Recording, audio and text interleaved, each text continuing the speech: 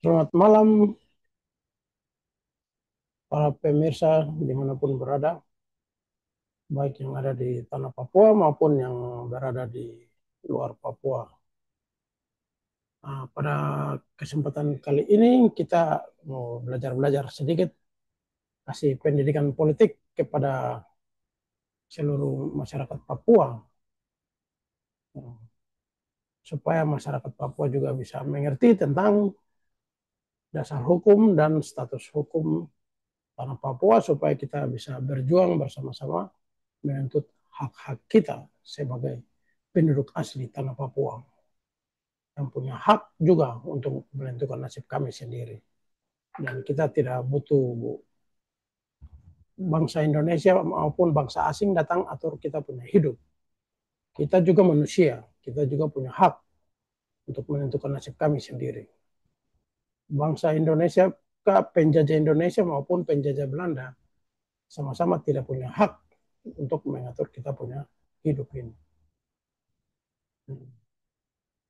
Jadi di sini kita pada kesempatan ini saya mau kasih pendidikan politik untuk orang-orang Papua semua maupun orang-orang Indonesia juga, supaya mengerti kenapa orang Papua ingin merdeka begitu. Nah, di sini kita bicara mengenai topik kita kali ini, saya mau kupas tuntas tentang ah, dasar hukum yang Indonesia pakai selama ini untuk mengkampanyekan di seluruh dunia bahwa klaim Indonesia itu tidak memiliki dasar hukum yang sah atas tanah Papua. Jadi klaim Indonesia pertama itu mereka klaim bahwa referendum di Papua itu sudah final dan tidak boleh dikutak-atik. Nah, terus kedua, asas uti possidetis juris. Mereka bilang bahwa Papua itu wilayah dari India Belanda, Netherlands East Indies. Jadi termasuk juga Papua. Nah, itu klaim yang kedua. Klaim yang ketiga, mereka klaim bahwa perjanjian New York sudah sah, final, dan disahkan lewat resolusi PBB nomor 2504 dan PPRA juga sudah sah disahkan lewat resolusi 25 resolusi 1792 sudah sah mensahkan perjanjian New York dan resolusi 2504 sudah sah mensahkan PPRA itu. Dan mereka juga klaim berdasarkan KMB bahwa Belanda janji 1 tahun kemudian baru nanti Belanda serahkan Papua ke Indonesia. Nah, ini yang saya mau jelaskan 4 faktor ini.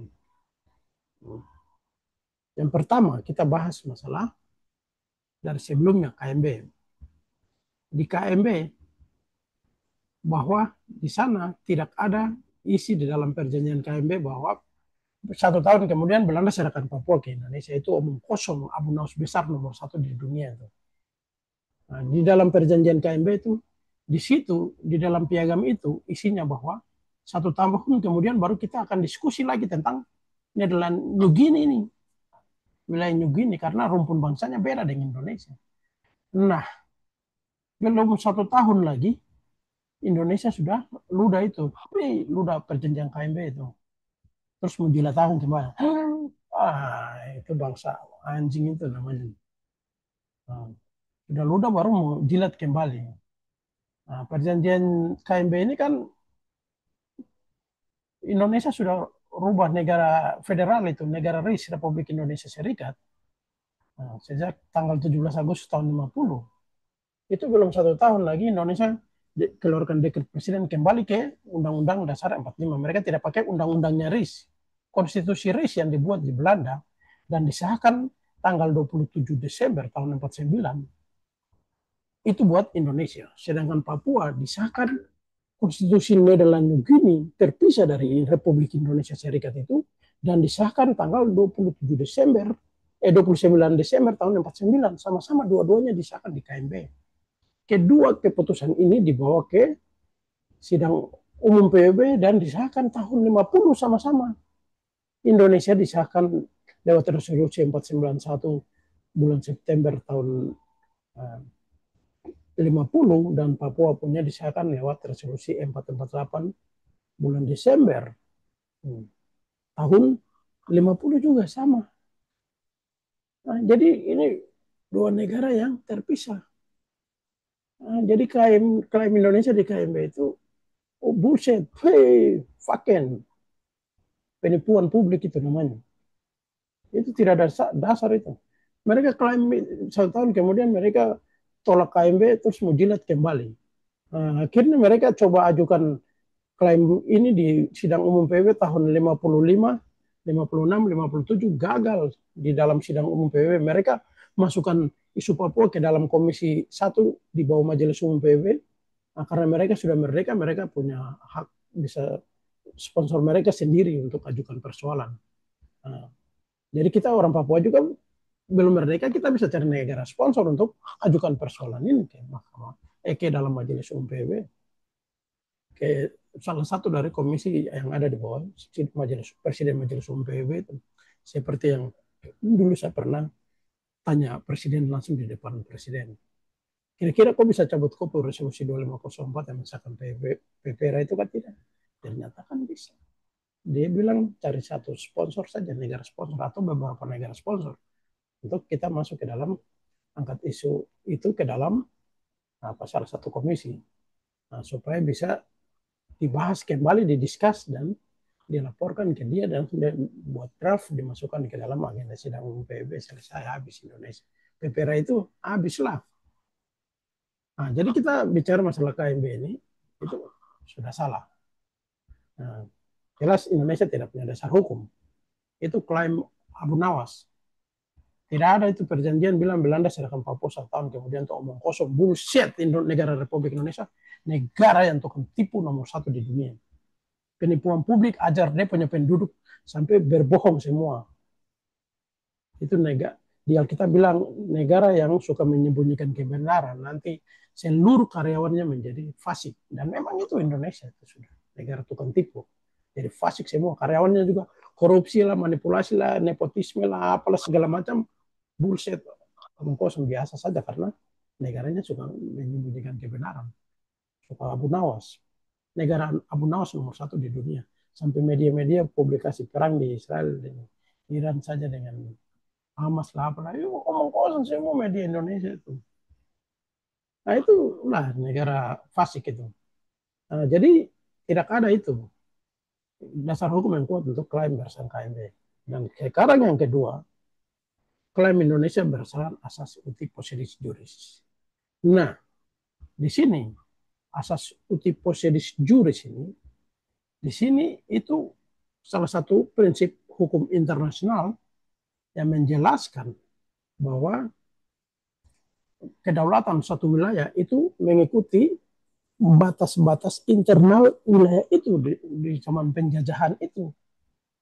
Nah, batas-batas wilayah Nederland ini sini ada di mana? Terus batas-batas Nederland East Indies namanya. Jadi saya mau kasih tahu bahwa Belanda itu dulu VOC mereka membentuk dua penjajahan itu. Satunya namanya Nederland West Indies, Nederland West Indies yang disebut dengan Dutch Caribbean atau Belanda Caribbean karena itu ada di wilayah bagian barat dan orang-orang di bagian barat di Caribbean sini itu mukanya sama dengan orang-orang India di sana. Jadi orang Indian asli di Amerika ini mukanya sama dengan orang India di sana. Jadi makanya mereka kasih nama sini Netherlands West Indies atau Belanda India Belanda Barat. Nah, sedangkan mereka berlayar lagi ketemu Indonesia, orangnya sama dengan orang India lagi. Makanya mereka kasih nama wilayah jajahan yang itu lagi disebut dengan Netherlands East Indies. Jadi di sini ada dua, Netherlands East Indies dengan Netherlands West Indies. Netherlands India Belanda Barat dan India Belanda Timur. India Belanda Timur ini yang Republik Indonesia itu. Dan India Belanda yang bagian barat ini mengikuti pulau-pulau di Karibian sini. Nah, pulau-pulau di Karibian kan ada berapa tuh yang termasuk dalam wilayahnya Belanda di sini tuh. Nah, saya juga lupa apa itu. Aruba, terus Bonaire, terus pulau Curacao, Nah, ada Guyana, ada Suriname. Nah, itu di sini bagian barat. Jadi Nederland West Indies ini, nah, itu kan dia punya teritorinya bordernya lain, batas wilayahnya lain. Nah, sedangkan Nederland East Indies itu, yaitu Indonesia itu dia punya batas wilayah kan cuma dari Sumatera, dari Aceh sana sampai di Maluku. Nah, nanti Belanda berlayar lagi ketemu orang-orang di Papua yang modelnya hampir sama dengan orang-orang di Guinea Afrika sana. Nah, makanya mereka kasih apa wilayah ini terpisah dari Nederland Indies itu. Mereka tidak masukkan di dalam wilayah administrasi jajahannya mereka sebagai wilayahnya Nederland Indies. Mereka sebut dengan Nederland New Guinea. Nah, Nederland New Guinea, Nederland East Indies, Nederland West Indies ini tiga wilayah ini tidak bisa kok klaim sampai di sini di Papua di New Guinea itu tidak bisa Indonesia.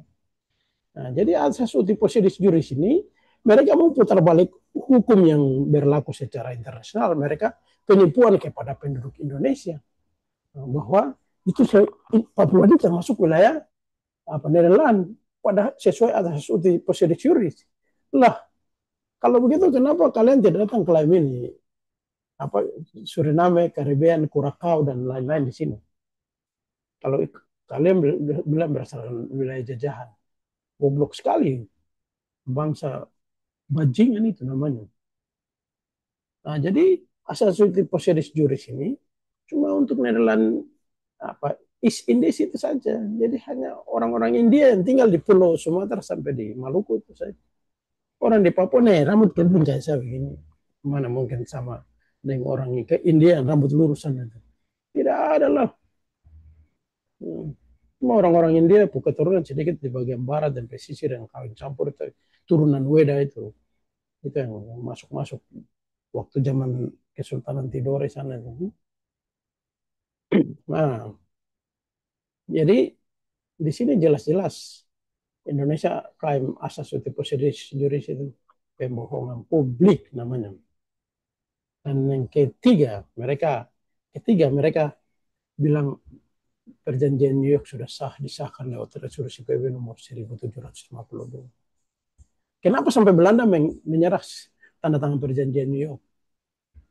Itu karena Indonesia rubah Indonesia jadi negara komunis. Padahal itu strateginya Amerika yang membiayai Indonesia untuk jadi negara komunis supaya bisa tekan Belanda keluar dari Papua. Supaya Amerika bisa ambil gunung batu di Tembagapura, Freeport sekarang itu.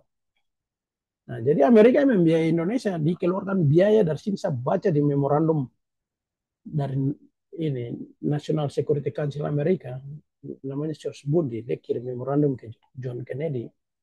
Di dalamnya dia isi bahwa setelah tanda tangan perjanjian New York langsung mereka di situ dia bilang kita siap untuk capitalize aset-aset di Papua, terutama NNGP minyak di Sorong dan Freeport harus masuk di Tembagapura. Nah, di situ kan jelas biayanya total 885 juta US dollar tidak salah.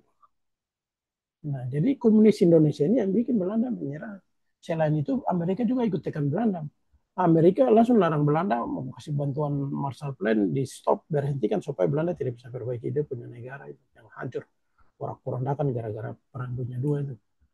Nah, terus Amerika stop kapal perang Amerika, Belanda tidak boleh bawa logistik bantuan untuk tentaranya Belanda di Papua lagi lewat terusan Panama sini, karena terusan Panama ini Amerika yang buat.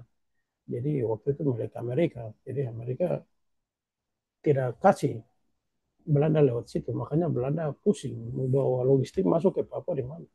Sedangkan Indonesia, Amerika yang kasih uang pergi beli senjata di Rusia sana, 885 juta US dollar tadi. Uang itu yang Soekarno pakai beli senjata, baru pura-pura bilang Nasution pergi pinjam utang di Rusia. Mana ada Rusia mau kasih pinjaman kredit buat Indonesia dengan senjata-senjata itu, tipu aja. Nah, jadi gara-gara itu yang bikin sampai perjanjian New York ditandatangan karena Belanda terjepit. Selain itu warga negara Belanda juga dari gereja Heaven Decade orang protes semua. Pikir mereka anak-anak yang di Papua nanti bisa perang sia-sia ketika Belanda sudah tertutup dengan bantuan logistik tidak boleh lewat terusan Panama. Akhirnya ya sudah, Belanda menyerah tanda tangan perjanjian New York itu. Tapi kan Belanda janjinya harus ada jaminan untuk apa hak penentuan nasib sendiri. Makanya Indonesia bilang oke, jadi kami siap, nanti kita buat penentuan nasib sendiri. Makanya dibuat PPRA itu. Tapi PPRA itu juga kan dibuat tidak kasih orang Papua semua memilih. Jadi itu melanggar perjanjian New York itu sendiri di pasal 18 kan harusnya semua orang memilih, tidak boleh secara musyawarah seperti begitu. Itu namanya konsultasi musyawarah, itu bukan referendum. Nah, jadi proses apa perjanjian New York ini juga itu melanggar hukum internasional karena mensabotase wilayah apa wilayah kedaulatannya Belanda ya untuk proses dekolonisasi yang sudah Papua sudah dimasukkan di dalam daftar dekolonisasi lewat resolusi 448. Tapi mereka bermain untuk pindahkan Papua dari daftar non self governing territory, daftar wilayah yang tak berpemerintahan sendiri, dipindahkan ke daftar wilayah perwalian. Karena dipindahkan ke perwalian di bawah naungan PBB, jadi berarti suatu saat orang Papua juga harus merdeka. Jadi Belanda tidak memiliki Papua, Indonesia juga sama-sama tidak memiliki Papua, nanti orang Papua menentukan nasib sendiri. Jadi Belanda bersedia, makanya tanda tangan perjanjian New York itu. Nah, proses perjanjian New York itu isinya mengatur tentang itu penentuan nasib sendiri dan nanti dengan apa, tapi penentuan nasib sendiri itu dibatalkan saja. Nanti diatur dalam perjanjian Roma. Perjanjian Roma bahwa PPRA itu dibatalkan saja, tapi Indonesia pegang Papua 25 tahun. Nah, makanya Belanda bersedia tentang perjanjian New York. Habis itu baru tanda tangan perjanjian Roma dari belakang. Mereka tipu Belanda, pergi tanda tangan di Roma. Cuma 3 negara saja, tidak tanda tangan di dalam gedung PBB supaya semua negara-negara juga ikut saksi. Jadi lihat, kenapa tanda tangan sembunyi-sembunyi di Roma sana, Italia sana. Cuma 3 negara saja selesai, dihilangkan sudah. Belanda sendiri punya arsip kan tidak kuat. Nah, jadi ini proses penipuan untuk menguasai kita punya tanah. Jadi perjanjian Roma ini yang dulu tahun 88 Wanggai itu untuk akan, dan dulu orang Belanda sebelum pulang juga kan kasih tahu orang tua bahwa tidak boleh melawan, kalian tinggal diam, nanti Indonesia ini hanya pegang kalian 25 tahun saya, setelah itu kalian berdiri sendiri, jadi tidak usah melawan orang, biarkan aja, kalian tinggal diam aja. Tapi Soeharto yang mulai bermain untuk pakai alasan bikin PPRA bisa dimenangkan di PBB, ya bikin konflik di Papua, suruh awam nih mau pulang bikin OPM di Manokwari sana, dan menyebar sampai itu baru bisa Indonesia kasih genosida orang Papua mati hampir sekitar apa separuh penduduk. Waktu itu kan orang Papua 1 juta langsung hilang, tinggal 800.000 menyusul tahun 69 itu. Di dalam laporan Menteri Luar Negeri Belanda di PBB ini kan jumlah penduduk Papua waktu itu di sidang umum PBB tahun 61 Belanda laporkan kepada di sidang umum PBB ini tentang proses dekolonisasi Papua, orang Papua 1 juta. Loh, kenapa tahun 69 menyusut dari 500? Ya, itu karena operasi-operasi militer itu. Jadi sampai orang Papua banyak dapat bunuh sini. Nah, sampai hari ini juga kan orang Papua berkurang. Dan di datanya UP4B, sensusnya UP4B kan lain. Orang di sini, orang Papua cuma 600.000. Nah, siapa bilang orang Papua ya 3 juta orang sekarang ngomong kosong ini. Nah, jadi perjanjian New York ini salah, mensabotase. PW mensabotase wilayah administrasi Belanda, itu PW juga salah. Harus biarkan orang Belanda memproses dekolonisasi Papua sampai selesai. Kenapa dipotong tengah begitu? Nah, itu salah perjanjian New York itu.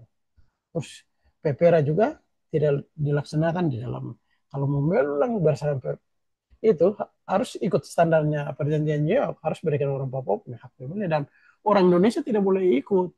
Nah, kenapa orang Indonesia yang dikasih jumlahnya banyak? Jumlahnya ada 625 orang Indonesia, terus orang Papua cuma 400. Totalnya 1025, 1026, tapi satu sakit. Yang sakit itu saya punya om sendiri.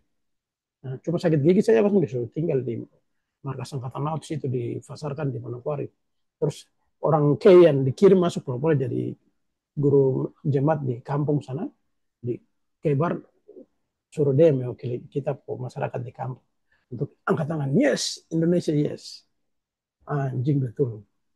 Nah, dia mewakili kita punya tanah, jual kita punya negeri, saya punya kampung tidak tahu apa yang mereka, dia pergi memiliki kita, mewakili saya punya kampung Kebar itu. Penduduk banyak itu tidak tahu apa-apa. Anjing betul itu. Nah, Depo marga Teniwut itu. Nah, jadi Pepera itu sudah salah melanggar proses apa standar hukum internasional salah. Dulu Indonesia saya mengajar di Queen's College sini, profesor-profesor itu kan itu apa Nicholas Messet dengan apa Michael Manufando dengan siapa nih John Ereto ikut delegasinya SBY, mereka minta ikut di dalam satu mata kuliah yang saya ajar mahasiswa itu. Di situ profesor-profesor hukum ini tanya Meset bagaimana dengan referendum di Papua yang cuma 1025 orang mewakili mengatasnamakan 800.000 orang ini, kira-kira itu apa itu melanggar hukum internasional bagaimana itu? Meset jawab putar sampai talingkar sendiri sampai gua bingung sampai dia emosi lagi. Ada deh video nanti baru saya bagi. Tapi saya ada pasang di YouTube juga. Nah, jadi sudah jelas salah. Klaim Indonesia semua nol, zero. Kita orang Papua punya hak untuk kita menentukan kita punya nasib sendiri. Bangsa Indonesia, bangsa manapun tidak punya hak untuk menentukan kita punya hidup. Kalian datang kemari bukan ini, tapi kalian pencuri kita punya kekayaan alam, bangun kalian punya negara, bunuh kita kasih habis, selesai kita petanah-tanah, enak aja loh, kampret. Nah, jadi begitu klaim Indonesia tadi pertama apa KMB omong kosong Abu Nawas. Klaim kedua New York Agreement Abu Nawas juga omong kosong. Klaim ketiga Pepera juga Abu Nawas omong kosong. Jadi Indonesia terus klaim keempat asas uti possidetis juris juga Abu Nawas omong kosong. Semua tidak benar.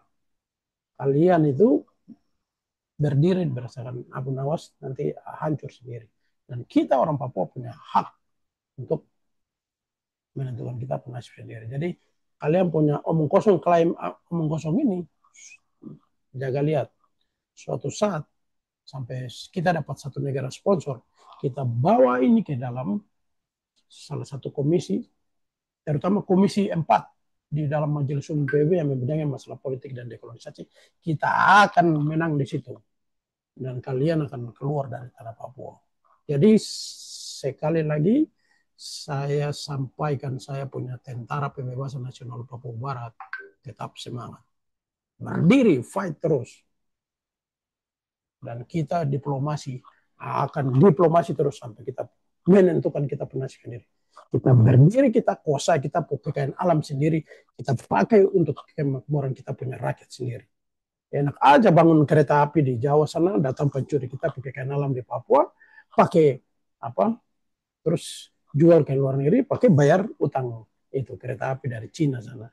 Itu salah satu contoh. Bangun di luar, ya makan dari tempat lain, terus kasih kita tai saja. Nah, jadi tetap semangat masyarakat Papua, semangat. Pejabat-pejabat Papua yang yudas-yudas maupun yang bela Indonesia, ingat, besok saya taruh kalian di Pulau Fani.